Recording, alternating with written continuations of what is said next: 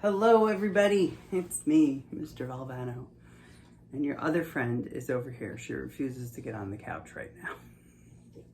But I'm ready to record because I want to make my dinner. So I hope you guys had an awesome Sunday and a great weekend. We are entering the last full week of school, which I know is a relief, right? It's been a very strange couple of months. But you guys have all done such an amazing job and your teachers have been unbelievable. Your parents have been pretty good too, so. All right. So today's book is a classic. Miss Nelson is Missing. And it is by Harry Allard and James Marshall. And it is a Scholastic title. All right. There's the kids in room 207 were misbehaving again. Spitballs stuck to the ceiling. Paper planes whizzed through the air. They were the worst behaved class in the whole school.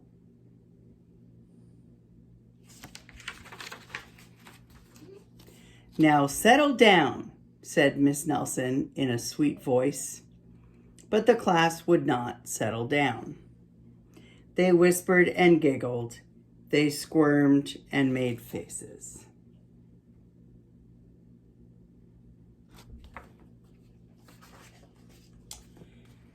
They were even rude during story hour. And they always refused to do their homework. "Something will have to be done," said Miss Nelson.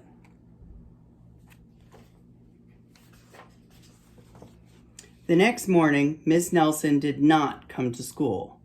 "Wow," yelled the kids, "now we can really act up." They began to make more spitballs and paper planes. "Today, let's just be terrible," they said. "Not so fast," hissed an unpleasant voice.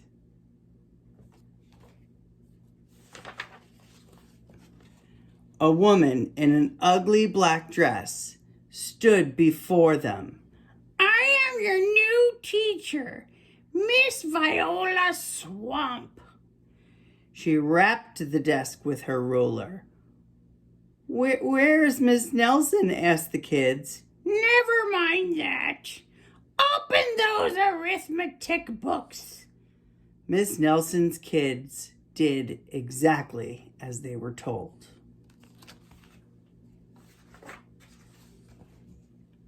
They could see that Miss Swamp was a real witch. She meant business. Right away, she put them to work, and she loaded them down with homework.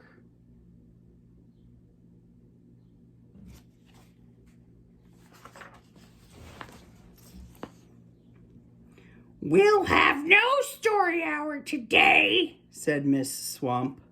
"Keep your mouths shut," said Miss Swamp. "Sit perfectly still," said Miss Swamp. "And if you misbehave, you'll be sorry," said Miss Swamp. The kids in room 207 had never worked so hard. Days went by, and there was no sign of Miss Nelson. The kids really missed Miss Nelson.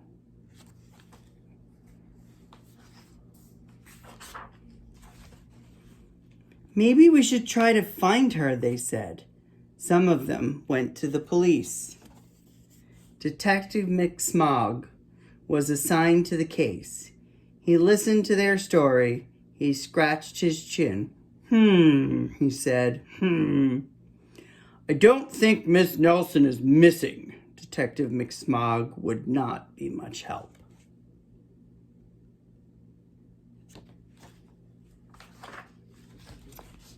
Other kids went to Miss Nelson's house. The shades were tightly drawn and no one answered the door. In fact, the only person they did see was the wicked Miss Viola Swamp coming up the street. "If she sees us, she'll give us more homework." so they got away just in time.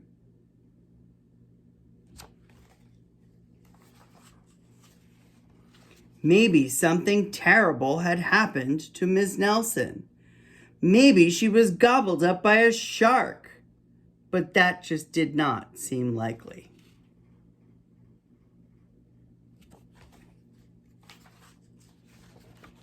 Maybe Miss Nelson went to Mars, said another kid. But that didn't seem very likely either.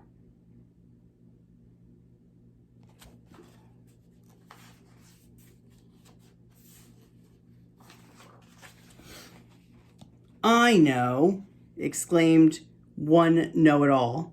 Maybe Miss Nelson's car was carried off by a swarm of angry butterflies. But that was the least likely scenario of all.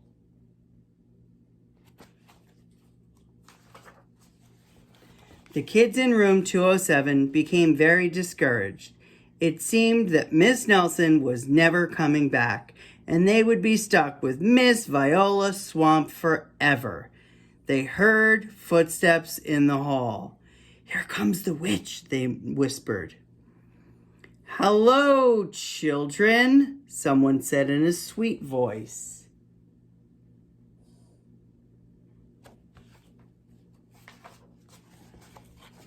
It was Miss Nelson. "Did you miss me?" she asked. "We certainly did," cried all the kids. "Where were you?" "Well, that's my little secret. How about a story hour?" "Oh, yes," cried the kids. Miss Nelson noticed that during story hour, no one was rude or silly. "What brought about this lovely change?" she asked. "That's our little secret," said the kids.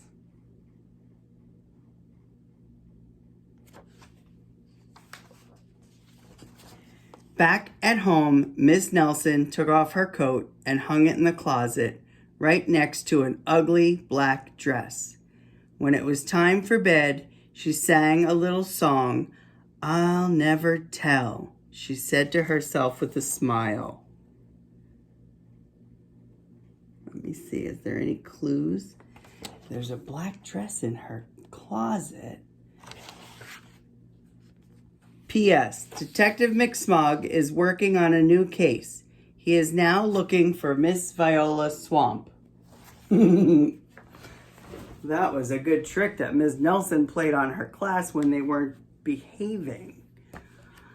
All right, guys. I will see you tomorrow. I love you and I miss you. Mwah. Let me see if I can get Olena to come say goodbye. Come here. Come here. Oh, can you say goodbye to everybody? Say goodnight. Say goodnight to the people. Bye, guys.